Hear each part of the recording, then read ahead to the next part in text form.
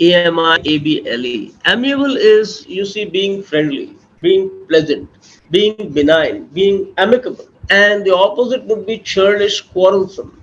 That would be the opposite. So if somebody is very amiable, that means he's very friendly. So amiable was the mood of the meeting, that a decision was soon reached. Or the amiable young man greeted me enthusiastically. So I think that's quite clear. The meaning of the word amiable being very friendly, being approachable, being accessible, that is amiable.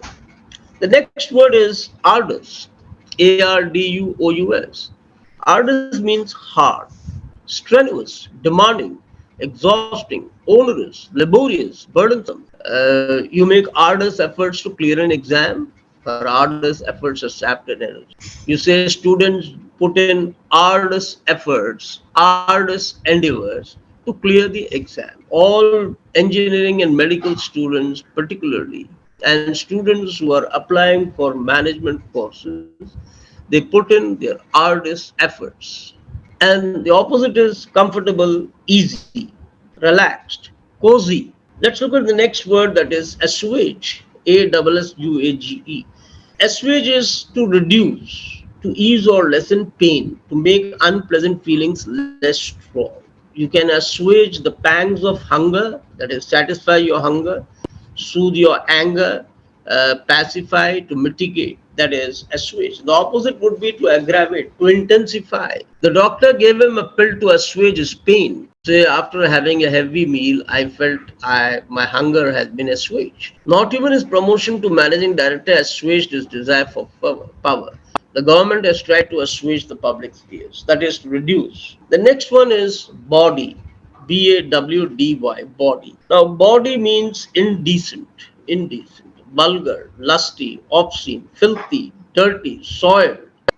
And the opposite is chaste, decent, refined, sophisticated. You say the censor board strongly recommends the removal of body scenes in the film, or body songs. She was irritated by the body song aimed at her. No girl could keep silent at such body remarks, right? The next word is benign, BENIGN, benign. Benign means friendly, kind, describes a growth that is not likely to cause death, because malign would cause death. Like you have cancer could be malign, but benign cancer doesn't cause death. So you have benevolent, obliging, gentle, harmless. And the opposite is harsh, malevolent, ominous, malign, MALIGN, malign. A benign smile is perhaps the first stage of friendship. The benign king forgave the first offense of the thief. The next one is what you call bigotry, BIGOTRY, bigotry. Bigotry is the practice of having a very strong and unreasonable opinion.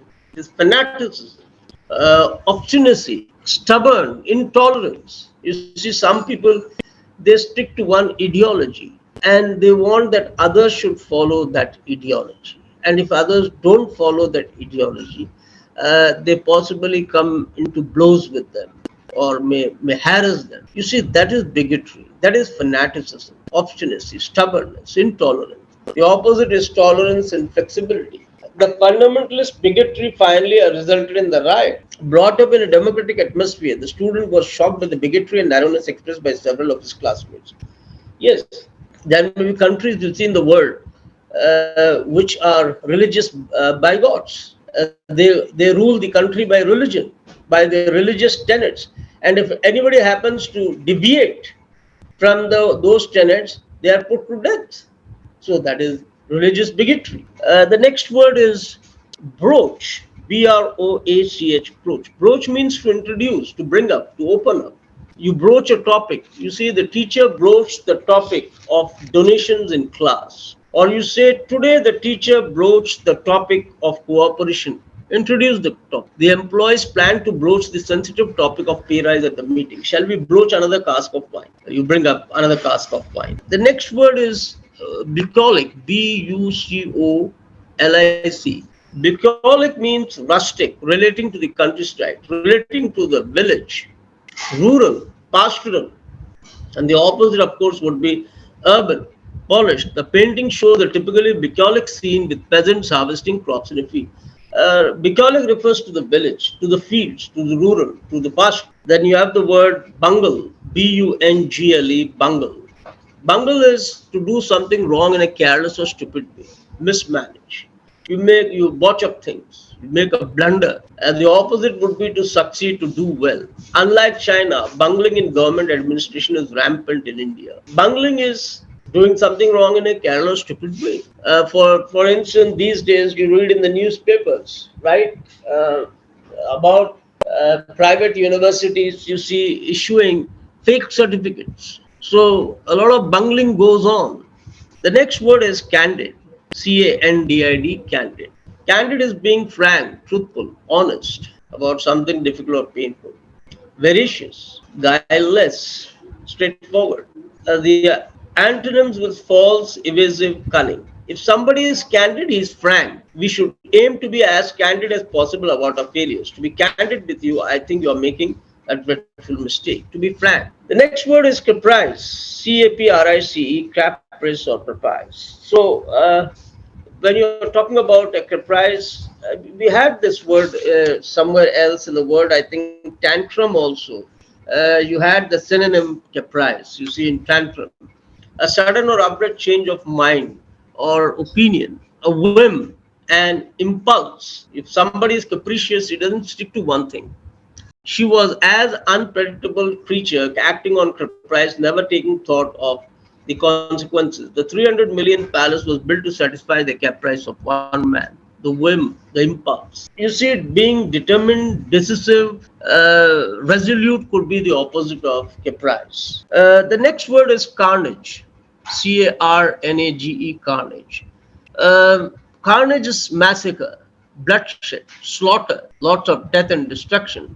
So, in any war, you say there has been a lot of carnage. In India, communal fanaticism always results into carnage. The Battle of the Somme was a scene of dreadful carnage. The next word is catharsis, and catharsis, catharsis. The process of releasing strong emotions through a particular activity or experience, such as writing or theatre, which helps you understand those emotions. Cleansing, purging, purgation of emotions. You see, Aristotle came up this word, you see, that tragedy created a catharsis by purging the soul of base concepts.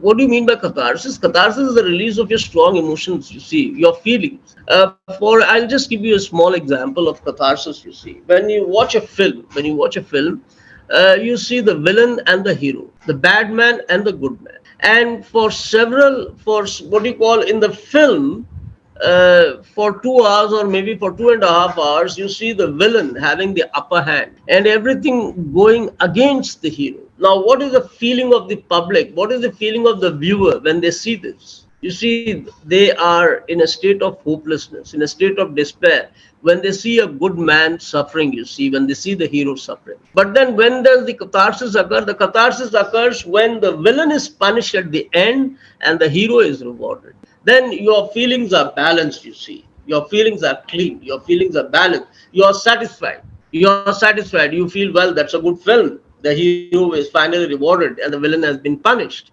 You said that's a good film. So your feelings settle, you see. Your feelings are purged. You have a purgation of emotions. That is catharsis. Now we have the word censure. Censure. Censure is criticism or disapproval, blame, reprimand, and the opposite is praise or admire. You censure someone for his behavior. She was censured for a bad behavior. His dishonest behavior came under severe censure. To scold, to criticize, to chide.